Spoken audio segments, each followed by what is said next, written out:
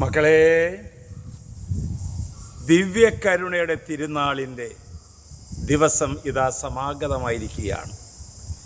എല്ലാവർക്കും ദിവ്യകരുണയുടെ തിരുനാളിൻ്റെ മംഗളങ്ങൾ പ്രാർത്ഥനയോടെ നേരുകയാണ്.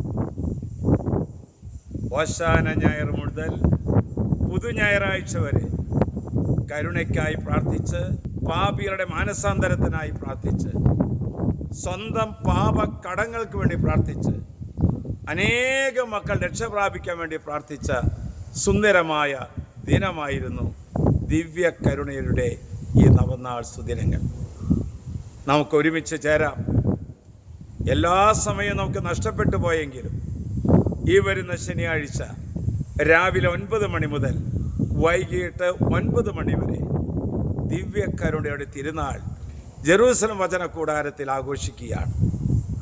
ഇനി അതിന് വരാൻ സാധിക്കാത്തവർക്കോ ഞായറാഴ്ചയിൽ വിശുദ്ധ ജപമാലയോട് ചേർന്നുകൊണ്ട് നടത്തുന്ന ദിവ്യകരുണയുടെ തിരുനാളിൻ്റെ സമാപനത്തിൽ പങ്കുചേരാം. സങ്കല്പിക്കാൻ പറ്റാത്ത വണ്ണത്തിലുള്ള ദൈവകൃപകൾ ഒഴുകിയിറങ്ങുന്ന ഈ പുണ്യദിനത്തിൽ ഒരു 3 മിനിറ്റ് ഒരു ജപമാല, ഒരു കരുണയുടെ കൊന്ത ചൊല്ലിക്കൊണ്ട് ലോകത്തിൻ്റെ വലിയ നന്മയ്ക്ക് വേണ്ടി പ്രാർത്ഥിക്കാം. ഈശോയുടെ ഹൃദയത്തിൽ നിന്നൊഴുകുന്ന കാരുണ്യ സ്രോതസ്സായ തിരുജലമേ, തിരുരക്തമേ, ഞാൻ അങ്ങിൽ ശരണപ്പെടുന്നു.